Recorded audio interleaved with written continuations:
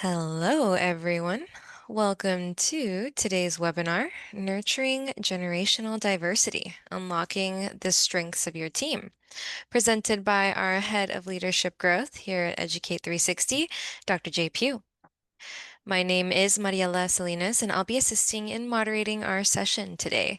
We will be in Zoom for today's webinar, and we will be sharing a copy of this recording with you in an email after the session. We do encourage participation throughout the session, so please use the chat or that Q&A option for a short Q&A after the presentation. Educate 360 is so excited to present this webinar today. So without further ado, I will hand it over to you, Dr. J. Hey, everybody, and welcome to Nurturing Generational Diversity. I'm Dr. Jay Pugh, as Mariella mentioned. Just to give a little bit of a heads up, I've been in this space now for, almost 20 years, getting close to it. I've been in the educational leadership space for over a decade now, and so it's going to be a really interesting dynamic on what we get into today, and we're going to have a lot of fun. I know it sounds crazy, but we are. So welcome to this webinar. We're going to dive right in. And I want to kick off a little bit and I want us to kind of be honest with ourselves. I want us to be open a little bit. And I want us to think for a moment. In the chat, I'd like for you all to type what you think of when you hear terms like millennial, Gen Z. How do we think maybe work culture shifts based on mindsets and approaches from those that might be more Gen X or baby boomers? What's the first things that come to your mind? I'm going to give everybody an opportunity to type that in the chat.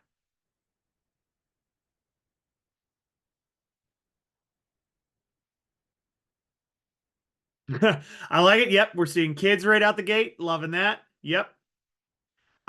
Good point. Sharing experience is huge. Management of time is going to differentiate. I agree with that.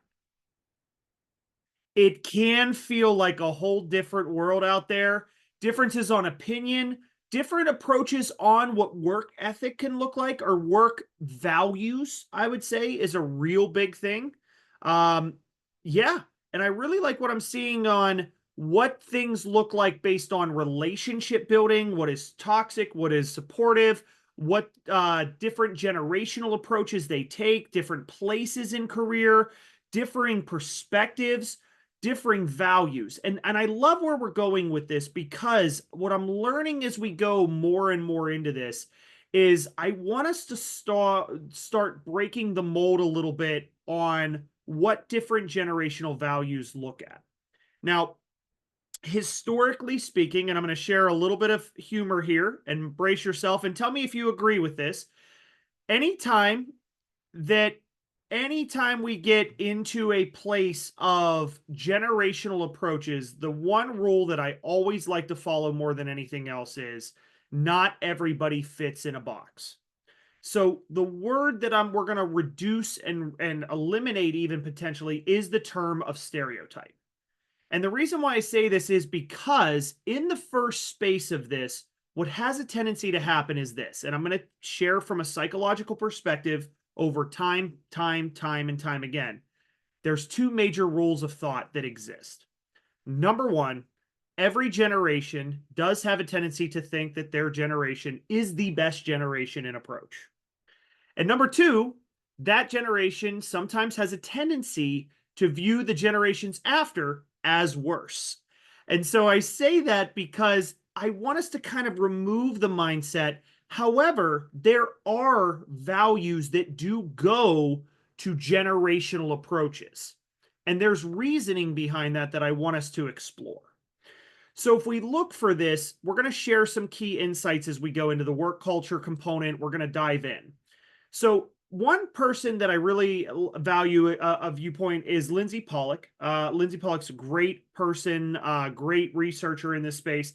And what they've found is that as they've gone through generational approaches, I want to provide a little bit of a historical context and why there are differing values sometimes amongst generations. Whereas the silent generation is no longer in our workforce really to this point, maybe a very minor percentage. We were getting to the point where even baby boomers are now getting closer to the point of retirement. The younger generations within the next 5 to 6 years, those sort of retirements are going to start coming in. They were the largest generation out of groups. The reason why that matters is because they are the most represented out of the workforce, or at least were over a period of time. They were driven on self focus, right? And I want us to think about what workforce looked like maybe 30 years ago. 30 years ago in the workforce, there wasn't a lot of globalization in the workforce. Things were more localized. So what ended up happening is because of the job market, there wasn't as much stabilization of saying, well, if I'm not happy, what am I going to do? And I want to ask you all this question to think about for a moment. 30 years ago, if somebody wasn't happy with their job, what did they do?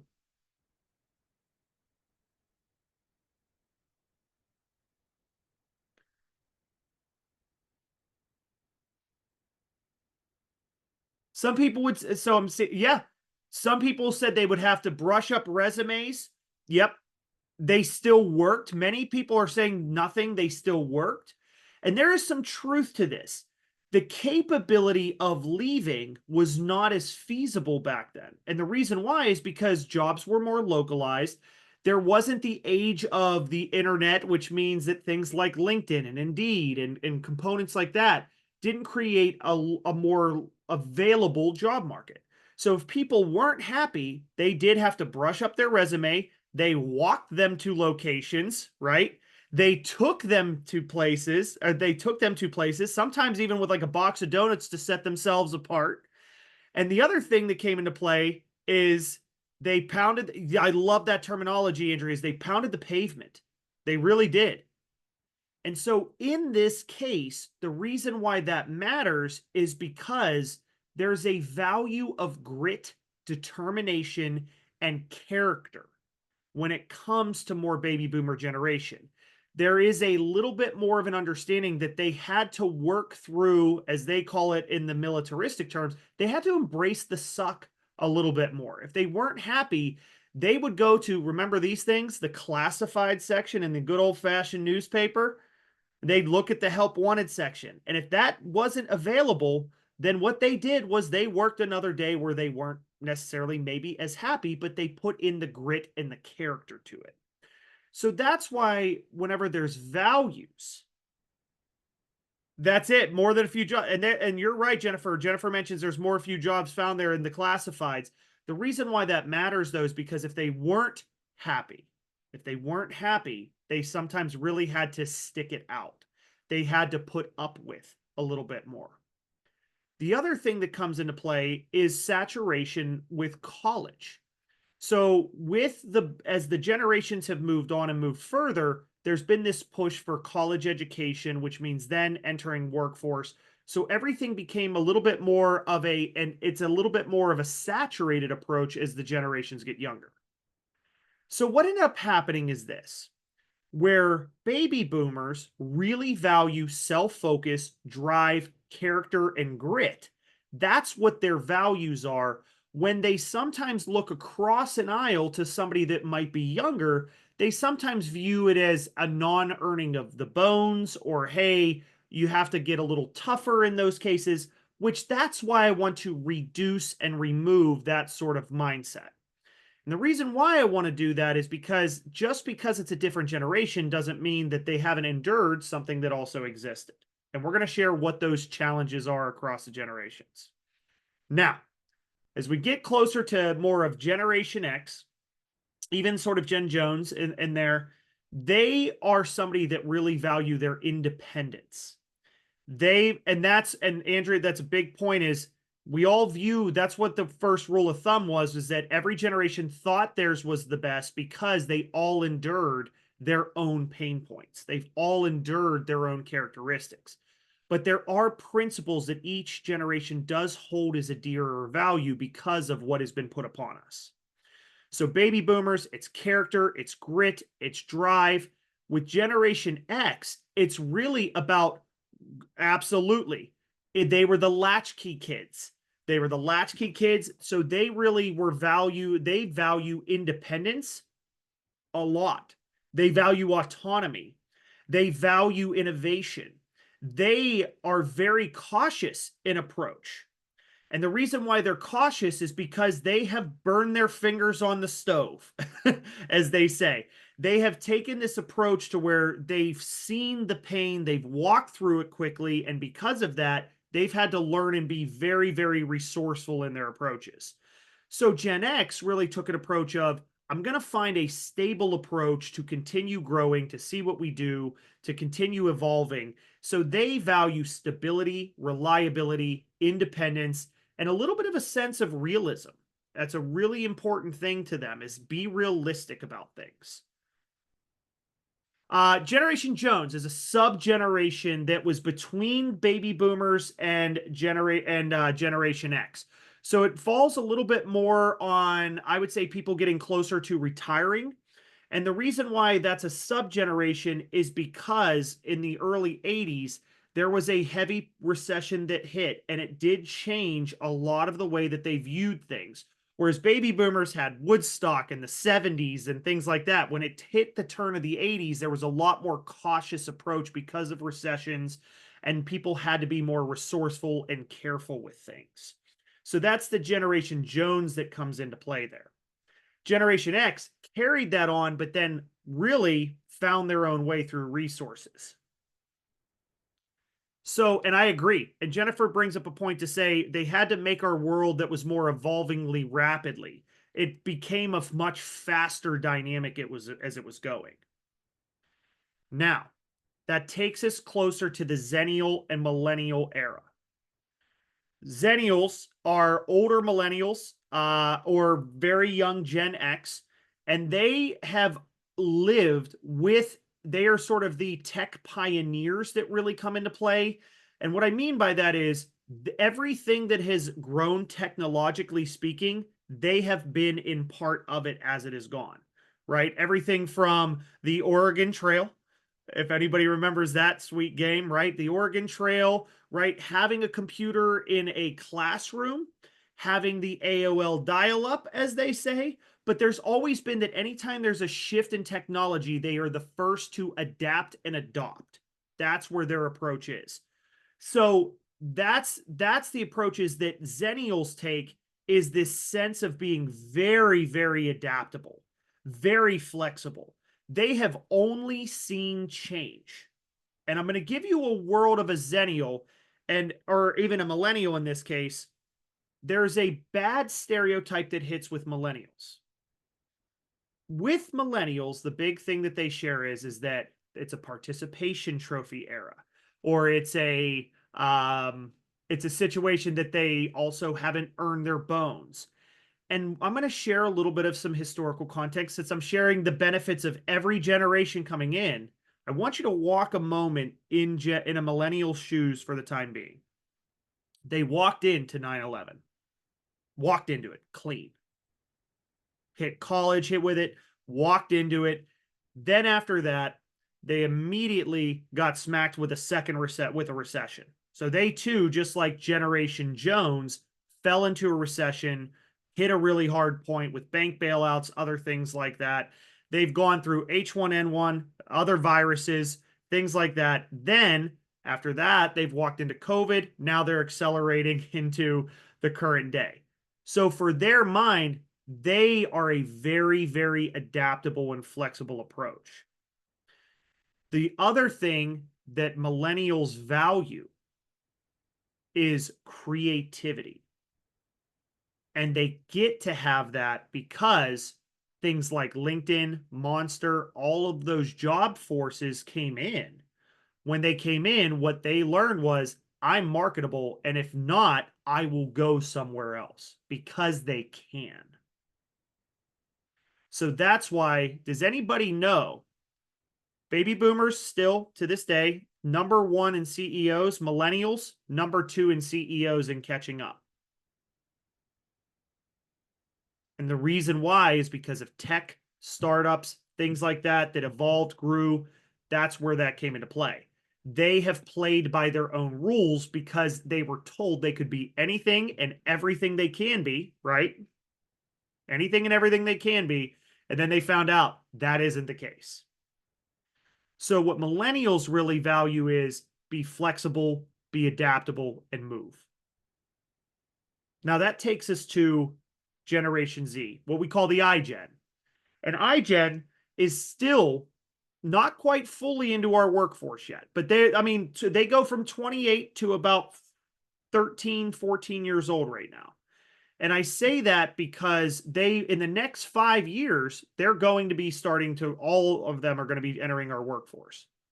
The most important thing for them is they have more of a platform generation approach.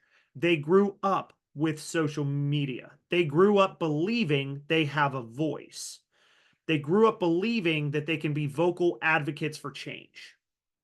So, because of this, that seems to be where a lot of disconnect occurs between older and younger generations is the earning of one's sort of right to a passage to the younger generation always believing that they have had a vocal point of change and that they can create change through that platform.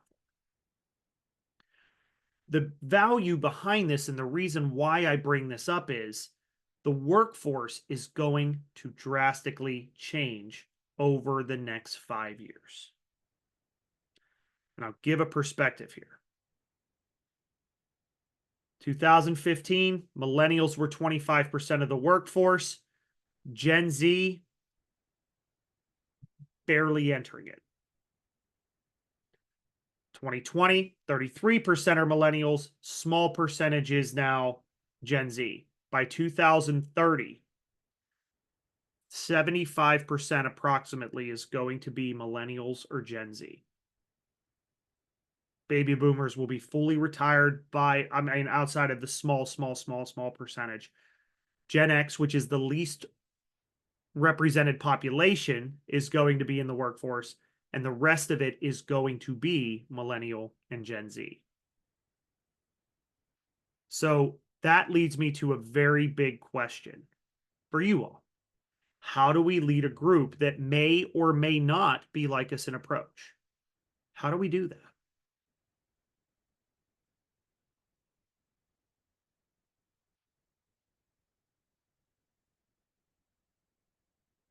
I'm going to give everybody a few moments to think about this and put this in the chat.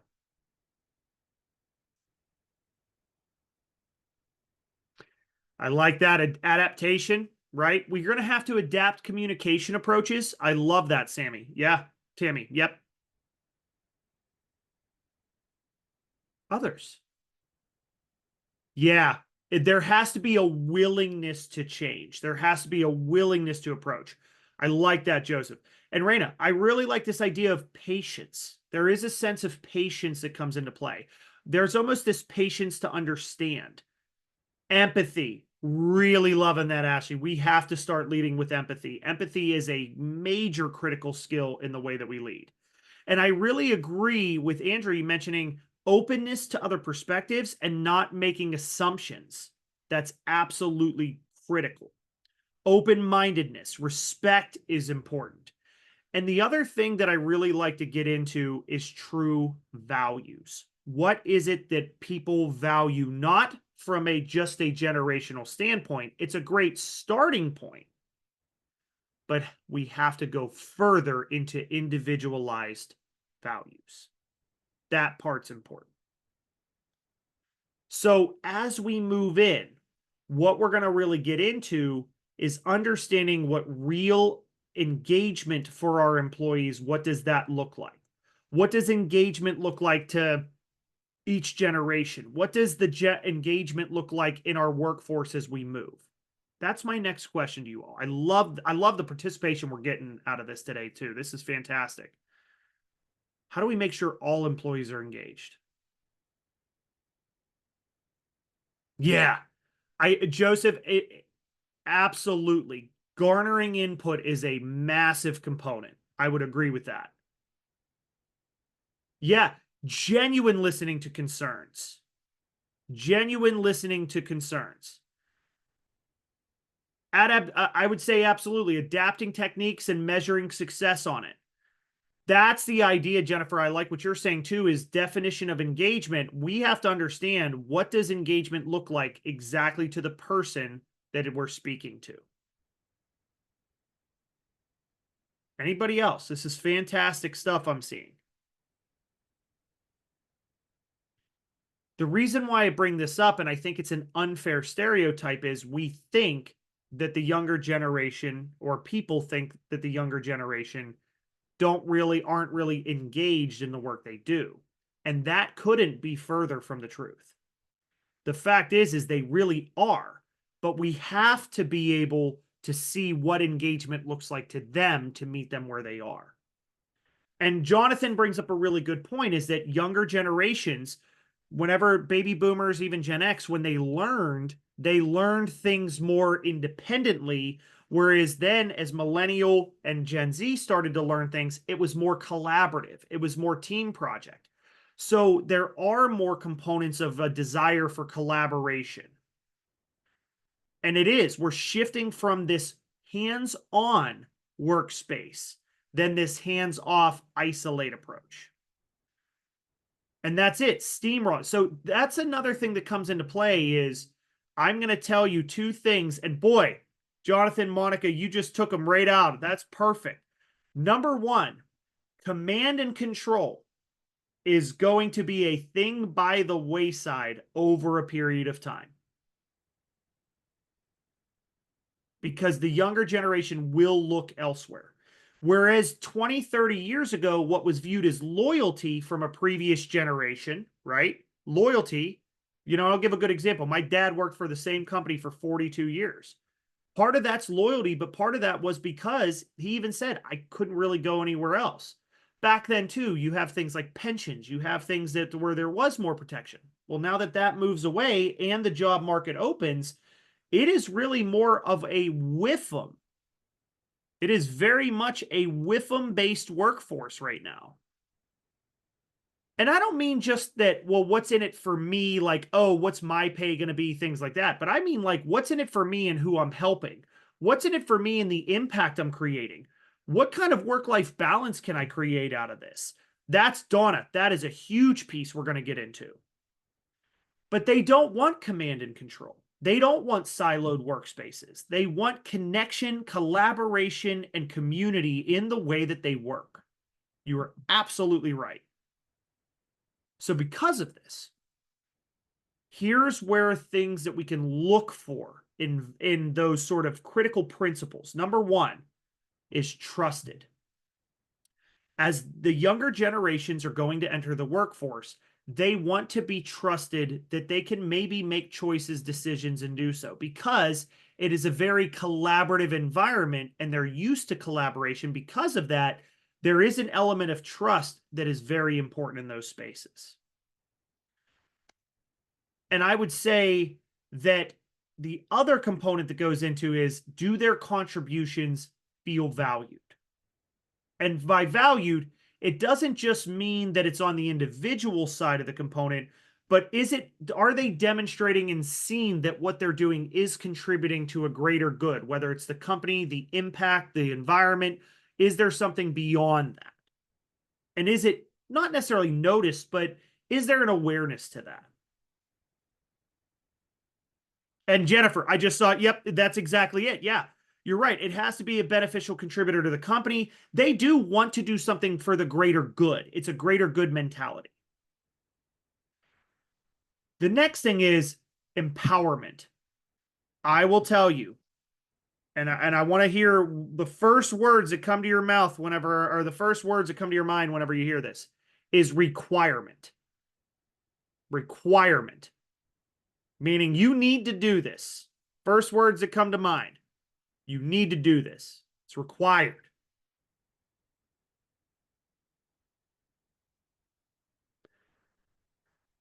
This is brilliant, folks. This is brilliant.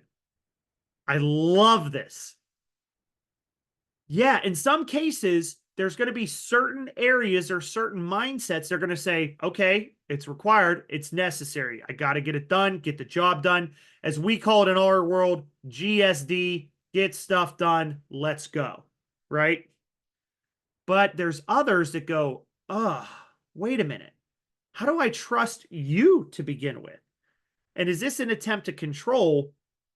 Who is this helping? Why does this help? If I know that greater why and who, it can create greater impact. So Whereas, and I always like to say this in some other classes and other sort of courses we teach, is that back in the past, it used to be what we did and how we did it, right? And that's all it was because I said so. That was that mindset before.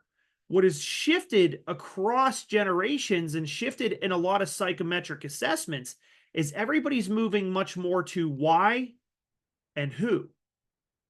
So it's not just about what we do or how we do it. That is important. But what people are really seeing in the younger generations and assessments are that there's a lot more why and who components coming out. Meaning, why are we doing this? Why is this going to create a greater impact? Who is this really helping if we do this? And Andrew brings up a great question of, well, what's the value? When it means what's the value, it really is to who does it, to whom does it value also? Is it about the customer? Is it about the company? Is it about the community? Is it about the planet? Is it about, right? So we have to find what those individual niches are that they really value and why they do what they do. They want to be challenged, but they also want to feel a sense of fulfillment. That is really important here. They want something mission based. That goes back to that why component. And they want not only for themselves to be engaged, but they want to see their leader engaged with them. Now, that does not mean micromanagement. What that does mean is they want to see you wanting to be in the same trenches with them. And this is where the workforce shifts the mindset. I always, like I said, I'm a firm believer of listening to history and learning from learning what the future can give you, right? So in learning from history, one thing my dad would always say is, you know, he made a joke. I remember one time that he said he was with an organization at the time for like 35 years. And he said, I think I was happy for about 20 of them. And that is such a foreign concept in today's approaches.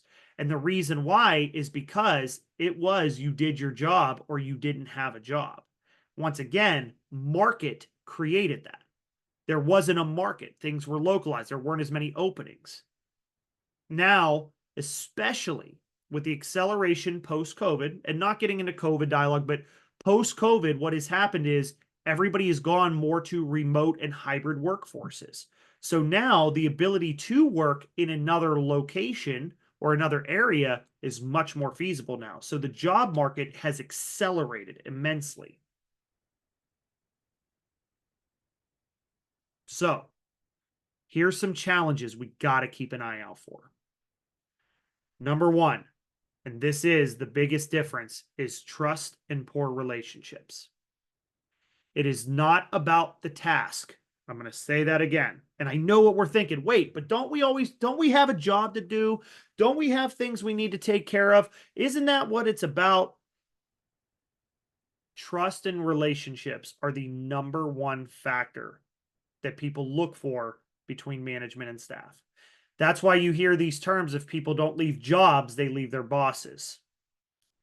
So leaders that are creating command and control or creating an atmosphere of fear or distrust or doing your job, what happens is that it not only harms the employee who's going to leave, but essentially on the back end, it's going to hurt the workforce and the companies because attrition is a very, very expensive endeavor. Here's my question to you. Does anybody know how much it costs to replace an entry-level employee?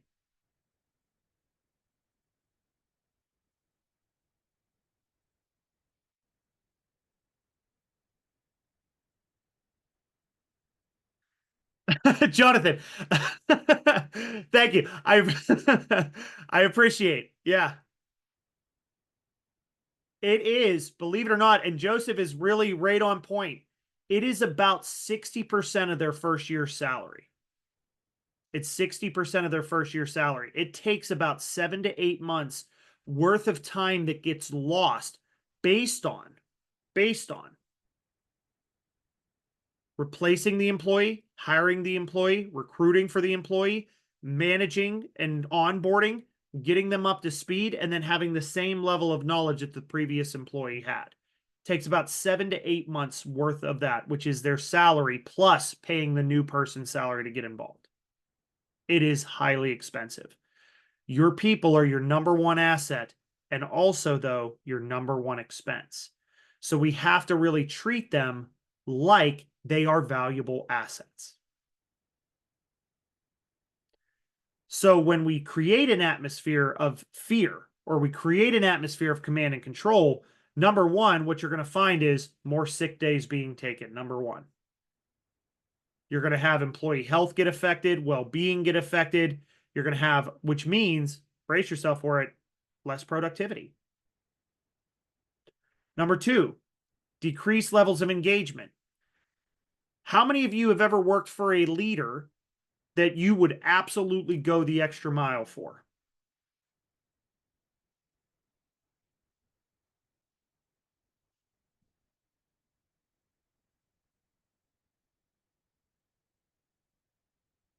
There we go. And I say this because what happens is that if you have somebody that you're willing to dive into the trenches with, and they know they're willing to dive into trenches with you, that engagement increases, that effort increases, the desire increases. And so what happens is if you don't have that, and Jennifer just said the key word is decreased levels of engagement happen. We're going to do just enough. We're going to hide under the radar. We're going to do good work maybe, but we're going to do just enough. We're not going to sit here and go the extra mile for that.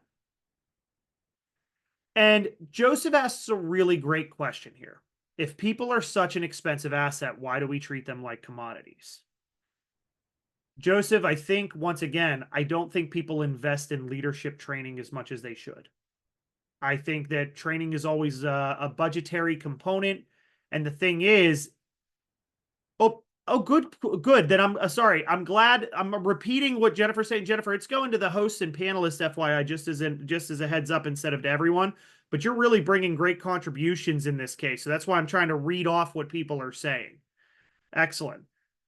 And Jennifer mentions just recently she's had a couple great managers, but more that were the direct opposite. Because of that, that's going to decrease some levels of engagement. It's going to not create a desire to do the work. Now, why do we treat them like commodities, or why do people treat them like commodities? The biggest thing is number one, power. People think as you get higher up that there's a sense of power, there's a sense of control. Number two, there is a mindset that exists out there. And Jennifer, perfect. Yep, there's a mindset that exists that when it comes into play, they feel like now that they've earned it, other people need to earn it too, rather than actually saying, let me see how I can lift you up to get where we all can go.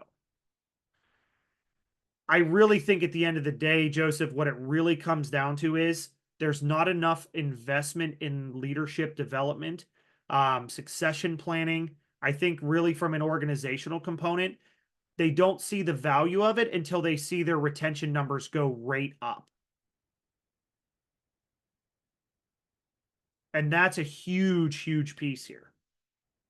And Andrea brings up a really great point here that great servant leaders, they have teams that deliver without needing as much. There is more trust. And that's where I say that servant leadership can move into transformational leadership, because if you show them you're invested in them and you show them that you matter to them, they are willing to dig further to build trust back to the leader so that they can have the autonomy to thrive and to be able to create more visionary approaches in what they do. And Donna, the problem is that without leadership workshops, think about this for a minute. We've been here 35 minutes, and how many of our perspectives have kind of changed for the better, whether it's more positive or more approach? By a thumbs up or a show of hands, how many of you are seeing this power that can come out of this?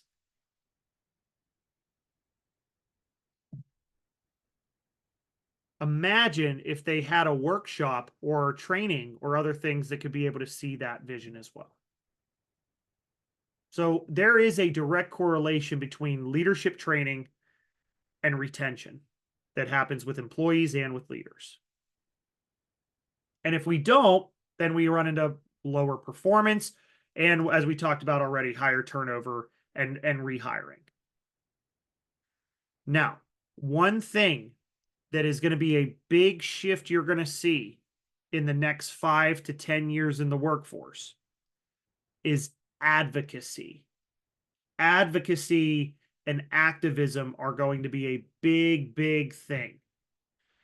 People are making themselves more marketable. And by people, I mean companies are making themselves more marketable by demonstrating not just the purpose of working for the organization that they do, and not just for the people that they associate, but for the planet as well. How are they affecting the communities around them? How are they affecting something bigger than them?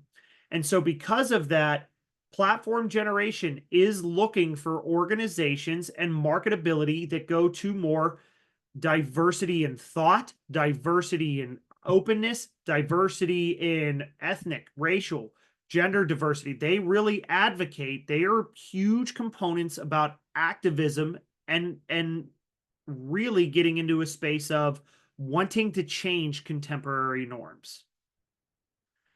They are vocal about it too, because once again, they have had the platform to do so. So they advocate. So if we are leaders that are not demonstrating a care for the community around us or what we're doing to really create impact and help, they are going to work for an organization that does. So in the last 8 minutes, and then I'm going to open up questions to you all, 8 to 10 minutes.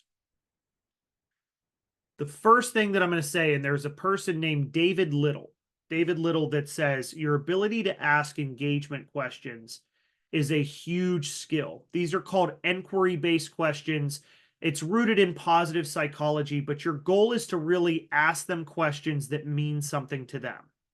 And I don't mean this once again in a selfish capacity. What I mean this is more in a space of saying, tell me why this is important to you. Tell me why that stands out to you. Tell me why that vision's important to you. Tell me what you look for in a company and what that means to you. Tell me why, right? That's a big, big component. It is really about getting back to why we do what we do here. Why we do what we do here is a very important piece. That's what we get into. And if we're not asking them those questions, I will tell you, and this is from David Chapman or Gary Chapman and David White, one of the big things that come into play with this is that 4 out of 5 employees will leave if they do not feel valued, heard, or appreciated. So we have to engage. We have to ask them more value-driven questions. We have to lead back to the positive. We have to start really seeing what the world looks like through their lens. And so how we do this is through what I call VIPs. I intentionally really make it a priority to map what is important to the people that work with me, work for me, work that I work for, and I really try to connect with people's VIPs. Now, there is a cardinal rule with this, and I mean this with every fiber of my being. If you use this for manipulation, you will bury your reputation. I promise you that. Your goal is to do this to create better relationships, better empowerment, and better synergy in the way your team works. So what I really look for first and foremost are values. What do they value? Not, and here's the thing, could there be a little bit of a generational component? Sure. But we're going to remove that generational component and we're going to simply focus on what they value as people.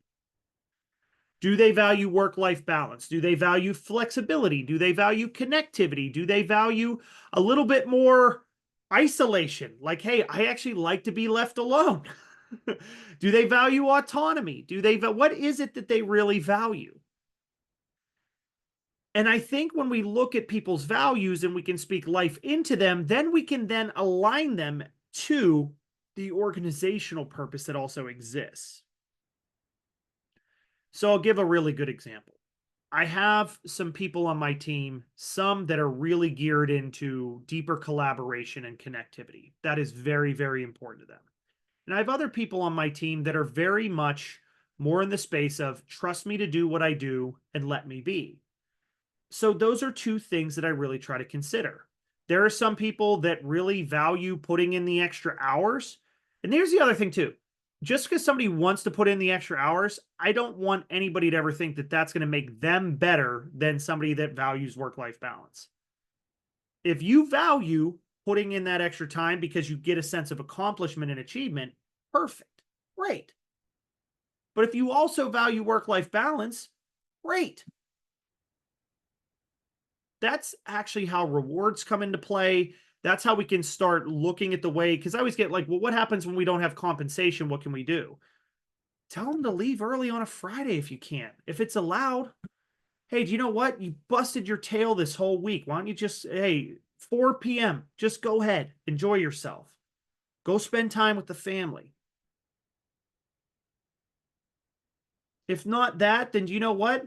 I have a person on my team, and this person stepped up 6 different ways this Sunday, I'll tell you. And I felt so bad for this person. They did so great. I know they're big into tech stuff. I sent them a gift card. It was to something techie to personalize that. Just because I know not just is that a value, but I also know that those are interest, which leads me to the second piece. Their I is interest. What gets them to perk up? Is it family? Is it travel? Is it time to enjoy? Is it relationship building? Is it quality time? Is it hobbies? What comes down to it? How well do you know the people that are working for you? This is important because the reason why I bring up interest is because it's not just about getting it, it's about getting them. This last part here is going to be very, very tactical, folks. And I'm going to tell you that if you really pay attention to this, it's some of the coolest stuff you'll ever see. Whenever I focus, and if you really pay close attention, this is called patterning. Find out what times of day people mostly want to talk to you. It's a really cool thing. And I'm going to give one good example. I have 2 directors that work for me. One, very, very big in the morning. Earlier the better. Early, early, early. They'll be sending me stuff. They're an hour behind me in a time zone. They'll be sending me stuff at 6 a.m. I know they're an early bird. And then there's another director that I have that works for me that is definitely, I get things much more in the afternoon. And so what I really try to pay attention to is what are their social batteries? And there's 4 major types. A is the engine. The engine needs rev up time, needs the rev up time. Their peak times and weak times are pretty much between 10 and 4. 10 and 4 is where you'll see them send a lot of information and fire off a lot of things. They need to rev up in the morning. They level out a little bit towards the end of the day, but they are really the 10 to 4 pocket. Middle of the day, they are running hot and running well. That's the engine. They need to rev up a little bit. So what I'm not going to do is schedule an 8 a.m. meeting with them and say, hey, we need to talk first thing tomorrow. Do we? Or can we be mindful? Number 2 is the solar. And solar, believe it or not, is 12 to about 6. They really get up in the afternoon and they get stronger throughout the day. These are the people that when you're done with work, they're firing off email, email, email, communication, communication, communication, communication. That's whenever they feel like they have the most clarity of mind is at the end of their day. So now they feel like they can get these things out there. So if that's the case, schedule a later meeting with them.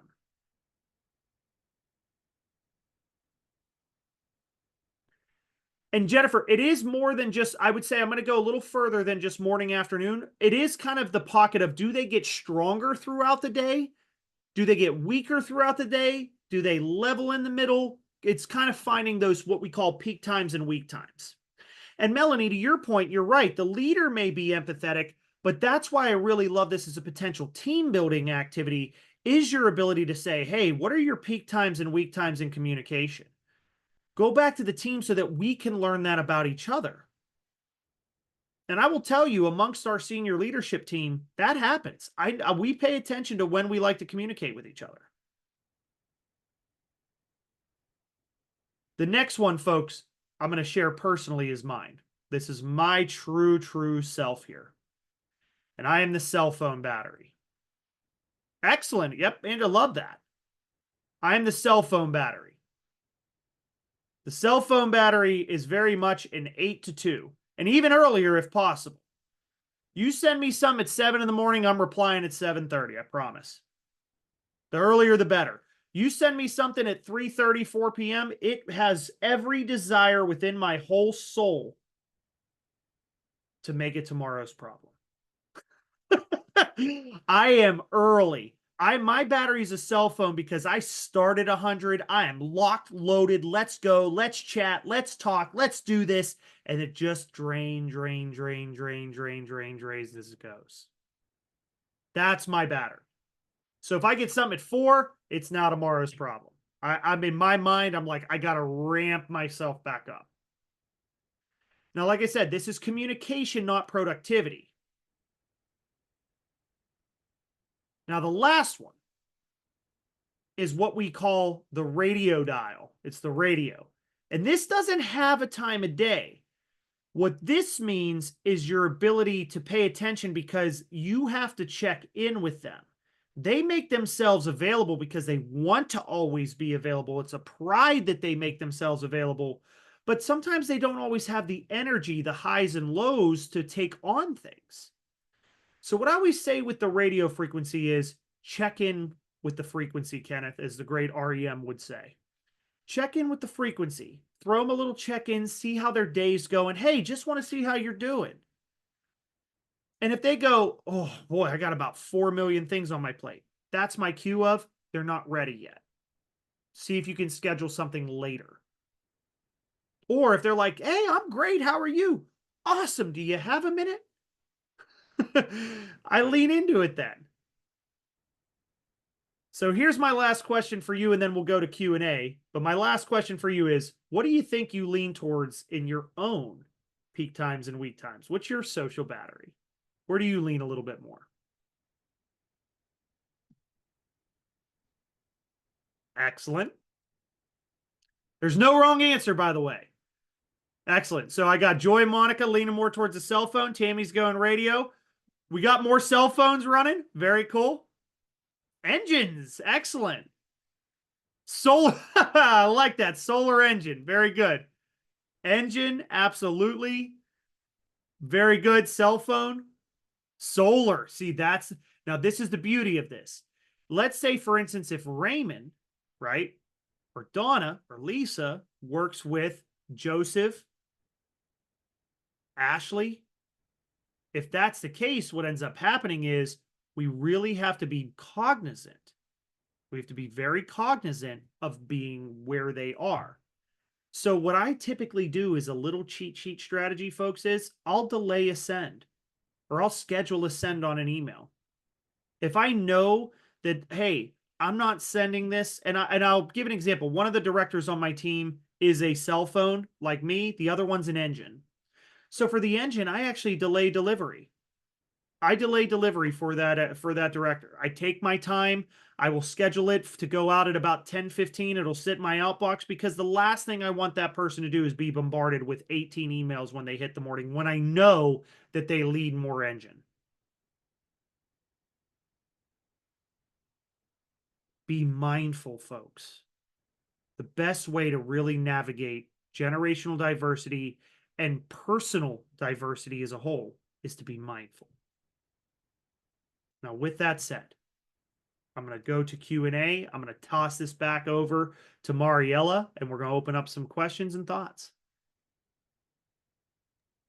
Absolutely. I will go ahead and give our awesome audience a minute or two to throw any last minute questions in there or any feedback. If you have any more if you want to learn any more info on all the fantastic info we talked about today, you can absolutely go and visit watermarklearning.com, or you can go ahead and click on that link I dropped in the chat whenever you get a chance. Alrighty, we had a lot of great engagement. Thank you all so much for participating throughout these discussions. Oh, and Monica throws in a great comment. Thanks for the reality check. I will be more mindful, especially since I am a cell phone. I love that. That's Love it. awesome. I absolutely love that. Yeah, I found out I'm a solar. That's amazing. I am also scared that this is the thing that we Yeah. Yeah, And it's Mariella, do you amazing. have a battery? Just it's always fun to ask. Yeah. Oh yeah. Oh yeah. My battery is solar for sure. If There we that's go. what we're asking. Yes. No, There it's we go. solar in a heartbeat, and I always feel bad realizing that I'm sending an email at like 5:30. There we go. And so that's a perfect example is if I'm a cell phone and Mariella is a solar, then I'm gonna wait to reach out to her until probably getting closer to lunchtime. She'll probably maybe schedule a send maybe a little later for the morning for me, and then we get and that's how we click and move. And now and that shows us we get each other, right? Absolutely. Love it. 100%. Oh, we had a good question in Oh here. yeah. You seem to really get this and have great insights. And most importantly, you have empathy. Why do you get it while so many managers don't? It's a really good question, Jonathan. And I think what it comes down to is that people I don't think are aware. I don't think people take the time to learn. I think everybody's so in task management and process management that we don't get the chance to really explore and take time as to people as our key value asset. And it isn't until they take a workshop or take a training that really changes their perspective that all of a sudden they go, oh man, I need to really be looking at this a little bit differently. That's whenever we see change. So I think it's really there's an organizational component that sometimes people don't invest in leadership development and they probably should. Some of it's on the leader themselves that they might not be practicing things like mindfulness and empathy and things like that because it's focusing on the task itself. The other last thing is that I think we all are good when we're in a good place, but not everybody's in a good place when we're at work. And so I think sometimes our fuses get a little shorter and it's just not having the awareness. So I think it's a multifold approach, but I really do think it starts with leadership development in my 2 cents. Yeah, 100%. I love what Monica really said that, it's just being a little bit more mindful and Yeah, kind of asking questions, being a little bit yeah, more observant and, yeah, it really helps the lift. It makes it it a little does. lighter. It makes it a little lighter. And we have a lot of great feedback here, great discussion. Love all the tips. And I think that is it. Oh yeah, and then yeah, hear from Jennifer. Yeah, when the Yeah, director is a solar. Yep. one point that I want to stress that Jennifer said that I think is really important is expects everyone else to be like her. What I always say in those cases is that my goal as a leader, and as you all, if you're moving into leadership and doing that, is don't just get them. Get your people, get what matters to them, speak what matters to them. And you are allowed to be kind in your transparency about what you value too. It doesn't mean that you just bend over backwards to be everything for everybody. You are allowed to share where your values are too.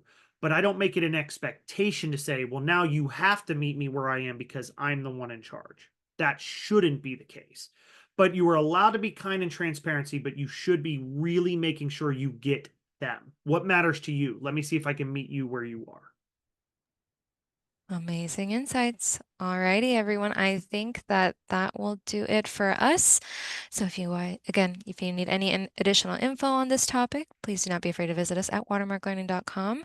And if you missed out on any part of this session, we will absolutely be sharing this recording with you in an email after the webinar. So yeah, send this recording over to your team.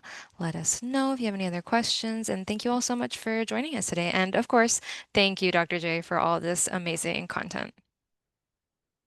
Alrighty, everyone. Have a fantastic rest of your week and a great Labor Day weekend if you are having a restful weekend. And we'll hopefully see you all very soon in the classroom. Bye for now.